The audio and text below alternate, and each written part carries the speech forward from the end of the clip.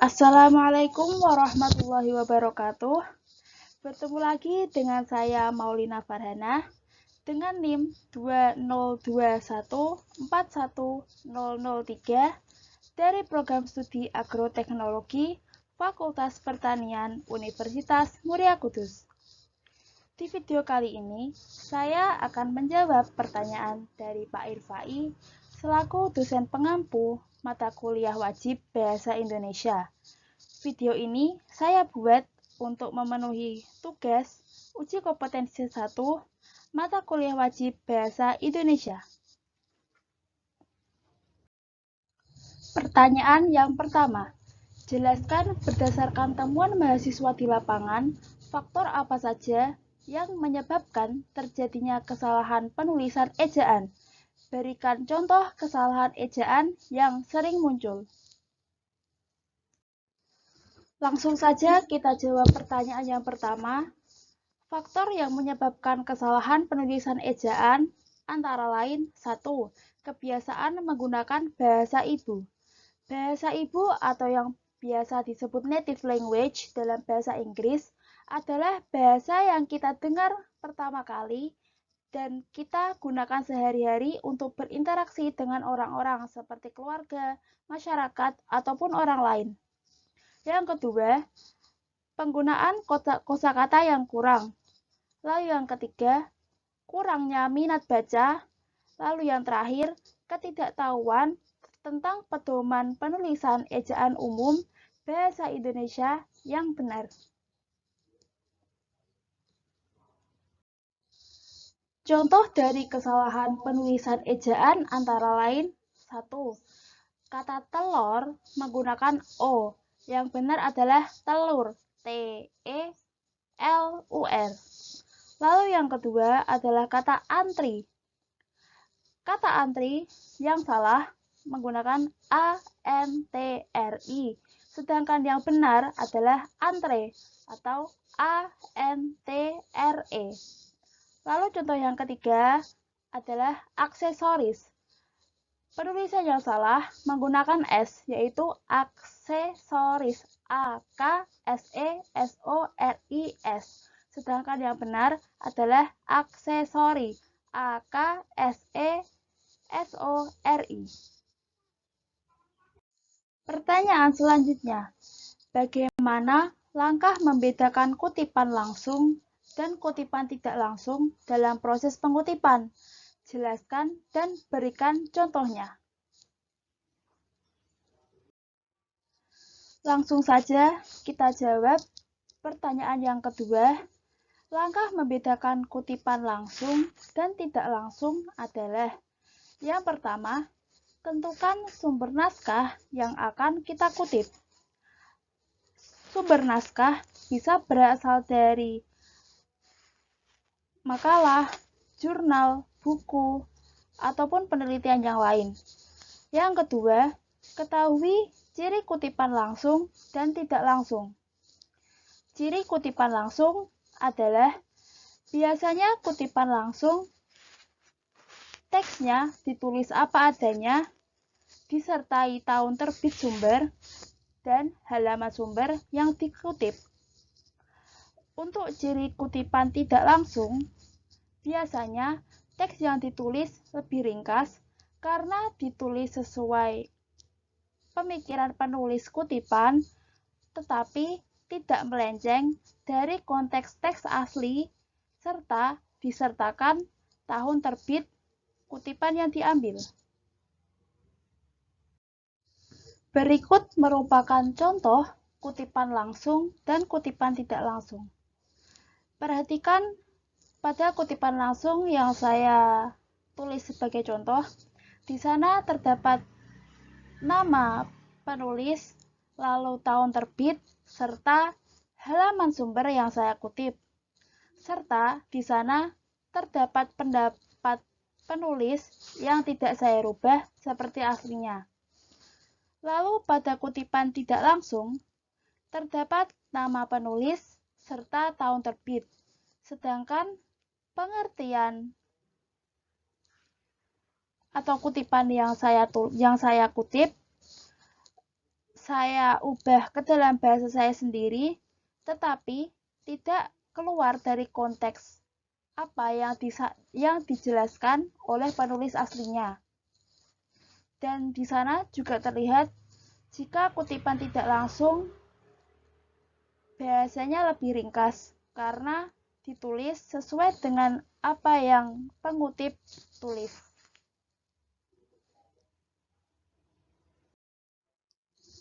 Pertanyaan yang selanjutnya, apa perbedaan dari biografi dan bibliografi? Jelaskan disertai dengan contohnya.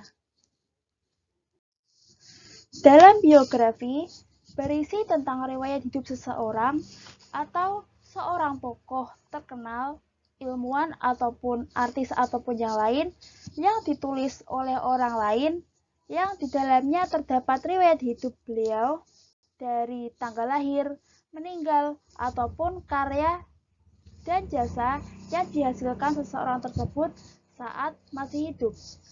Sebagai contoh yang saya mengambil biografi seorang Albert Einstein yang merupakan ilmuwan terkemuka di dunia yang namanya sudah pasti dikenal oleh seluruh dunia. Dalam biografi yang saya ambil, terdapat riwayat hidup beliau dari beliau lahir, meninggal, perjalanan pendidikan beliau, serta karya-karya atau prestasi-prestasi beliau selama menjadi ilmuwan. Sedangkan dalam bibliografi, secara sederhana, bibliografi bisa dikatakan sebagai daftar pustaka yang biasa terdapat dalam buku, makalah, atau jurnal yang di dalamnya terdapat judul, pengarang, tahun terbit, nama penerbit, serta kota terbit. Seperti yang saya contohkan di slide. Pertanyaan yang selanjutnya. Apa perbedaan makna antara kata pukul dan jam jika dilihat dari penggunaan untuk menunjukkan kata pergantian waktu? Jelaskan disertai dengan contoh kalimatnya. Kata pukul menunjukkan saat atau waktu di mana suatu peristiwa akan terjadi. Sebagai contoh yang salah, aku berangkat ke sekolah jam 06.30 pagi. Contoh yang salah kedua, Diana pergi ke Bandung pada jam 09.00 pagi. Dua contoh tersebut merupakan contoh yang salah karena kata jam seharusnya digunakan untuk menunjukkan durasi. Contoh yang benar adalah aku berangkat ke sekolah pukul 06.30 pagi, lalu Diana pergi ke Bandung pada pukul 09.00 pagi. Sedangkan kata jam menunjukkan lama atau jangka waktu yang biasa kita sebut dengan durasi. Sebagai contoh, Nina dan Nino berolahraga di lapangan selama 1 jam. Contoh yang kedua, Rania pergi ke Jakarta dengan menempuh waktu 5 jam. Pertanyaan yang selanjutnya, bahasa berdasarkan hakikatnya merupakan sistem bunyi bermakna. Jelaskan pernyataan tersebut dan apa kaitannya antara sistem bunyi bermakna dengan pengguna bahasa. Langsung saja kita jawab pertanyaannya. Bahasa merupakan sistem bunyi bermakna memiliki maksud bahwa bahasa merupakan suatu sistem atau bentuk yang menghasilkan bunyi. Bunyi merupakan suara yang dihasilkan oleh alat ucap manusia yang dapat dimengerti oleh orang yang mendengarnya. Lalu hubungan antara sistem bunyi, bermakna atau bahasa, dan pengguna bahasa adalah kedua hal ini, yaitu bahasa dan pengguna bahasa saling berhubungan erat karena sebuah bahasa tak akan ada dan tak akan tetap ada atau lestari tanpa adanya pengguna bahasa. Hal itu bisa dilihat dari bahasa-bahasa daerah yang tetap lestari keberadaannya karena masih banyak orang yang menggunakannya. Pertanyaan yang selanjutnya, mengapa sering terjadi kesalahan penulisan tanda koma? Jelaskan disertai 5 contoh kesalahan tersebut. Kesalahan penulisan tanda koma. Kesalahan penulisan tanda koma sering terdapat kesalahan pada kalimat yang membutuhkan pemerincian, tidak digunakan pada gelar akademis, tidak digunakan sebelum kata penghubung, tidak dipakai untuk memisahkan petikan langsung dari bagian lain dalam kalimat, dan salah menempatkan pada sebelum atau sesudah kata seru, serta kata yang dipakai sebagai sapaan.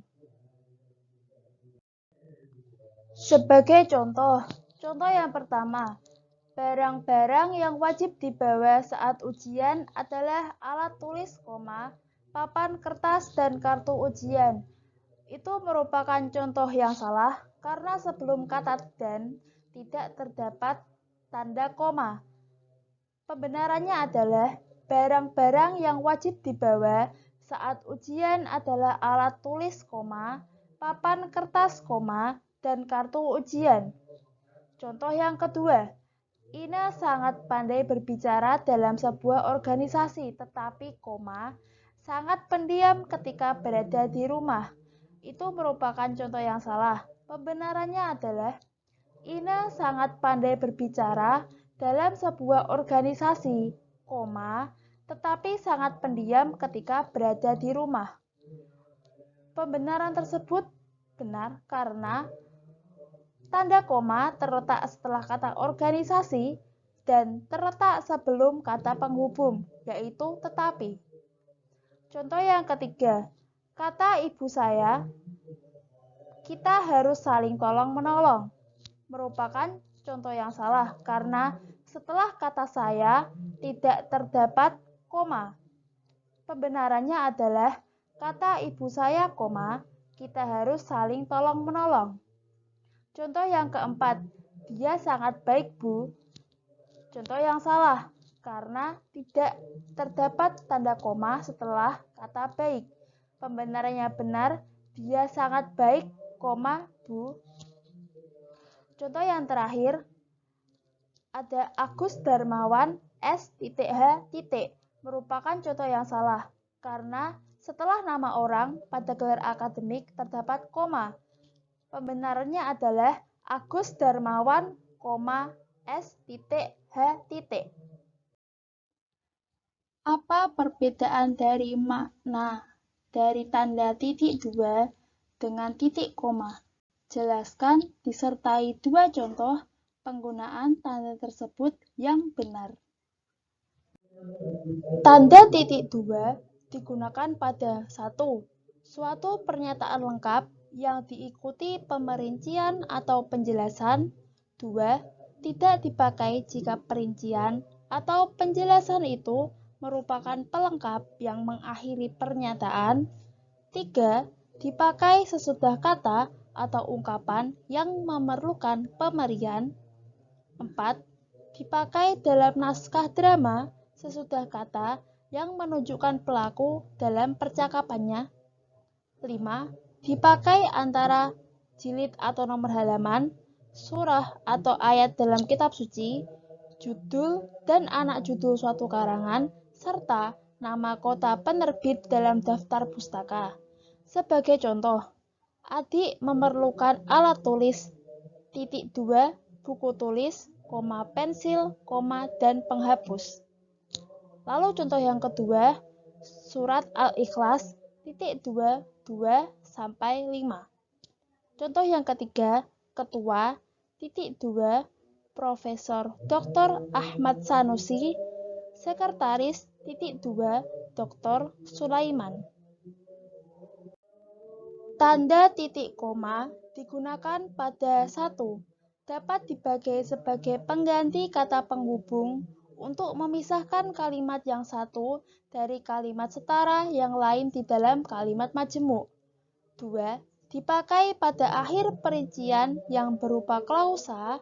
3. Dipakai untuk memisahkan bagian-bagian pemerincian dalam kalimat yang sudah menggunakan tanda koma. Sebagai contoh, 1. Hari sudah petang, titik koma, anak-anak masih pergi bermain. Contoh yang kedua, susunan acara ulang tahun perusahaan adalah pembukaan oleh direktur utama, penanggung jawab acara, ketua panitia, titik koma, pengumuman pemenang lomba, titik koma, hiburan, titik koma, serta pembagian konsumsi, dan door prize. Contoh yang ketiga, syarat-syarat penerimaan pegawai negeri sipil, titik 2. A. Berkewarganegaraan Indonesia, titik koma. B. Ijazah sekurang-kurangnya S1, titik koma. Dan C. Sehat jasmani dan rohani. Jelaskan mengapa sering terjadi kesalahan penulisan huruf miring. Berikan contoh kesalahan tersebut disertai dengan pembenarannya. Kesalahan penulisan huruf miring bisa disebabkan oleh kurangnya pemahaman dan kesalahan penulisan atau tidak teliti dalam menulis. Penulisan huruf miring digunakan dalam 1. Huruf miring digunakan untuk menuliskan judul buku, nama majalah, atau nama surat kabar yang dikutip dalam tulisan, termasuk dalam daftar pustaka atau judul. Yang kedua, huruf miring digunakan untuk menegaskan atau mengkhususkan huruf, bagian kata, atau kelompok kata dalam kalimat atau penegas. Yang ketiga, huruf miring digunakan untuk menuliskan kata atau ungkapan dalam bahasa daerah atau bahasa asing. Berikut merupakan contoh penulisan huruf miring yang salah dan pembenarannya. Yang pertama, nama ilmiah dari buah manggis adalah Garcinia mangostana. Contoh yang atas merupakan contoh yang salah, karena Garcinia mangostananya tidak ditulis dengan huruf miring. Contoh yang kedua, apabila seseorang dikatakan sebagai orang yang panjang tangan, artinya dia suka mencuri. Itu merupakan contoh yang salah karena kata panjang tangan tidak ditulis dengan menggunakan huruf miring. Yang benar adalah apabila seseorang dikatakan sebagai orang yang panjang tangan, artinya dia suka mencuri. Dengan panjang tangan ditulis menggunakan huruf miring. Contoh yang ketiga, salah satu puisi yang populer karya Sapardi Djoko Darmono adalah Hujan Bulan Juni. Penulisan tersebut salah karena Hujan Bulan Juni tidak ditulis menggunakan huruf miring karena Hujan Bulan Juni merupakan salah satu judul puisi. Yang benar adalah salah satu puisi yang populer karya Sapardi Djoko Damono adalah Hujan Bulan Juni dengan Hujan Bulan Juni ditulis menggunakan huruf miring karena merupakan salah satu judul puisi karya Sapardi Djoko Damono. Jelaskan bentuk kesalahan penulisan konsonan dan vokal pada karya tulis ilmiah. Berikan contoh kesalahan tersebut disertai dengan pembenarannya. Kesalahan bentuk penulisan vokal maupun konsonan bisa berupa 1. Perubahan fonem. Sebagai contoh, antri merupakan contoh yang salah karena yang benar adalah antre menggunakan e. Lalu kafe, contoh yang salah karena yang benar menggunakan k. Lalu yang kedua ada penghilangan fonem. Sebagai contoh, sepakat. contoh yang salah karena yang benar adalah sepakat menggunakan E. Lalu, lihat merupakan contoh yang salah karena yang benar adalah lihat menggunakan H. Lalu yang ketiga ada penambahan fonem sebagai contoh perspektif. Merupakan contoh yang salah karena yang benar adalah perspektif tanpa E. Lalu ada maghrib menggunakan H. Merupakan contoh yang salah karena yang benar adalah maghrib tanpa H. Sekian penjelasan jawaban dari saya. Kurang lebihnya mohon maaf. Dan terima kasih. Wassalamualaikum warahmatullahi wabarakatuh.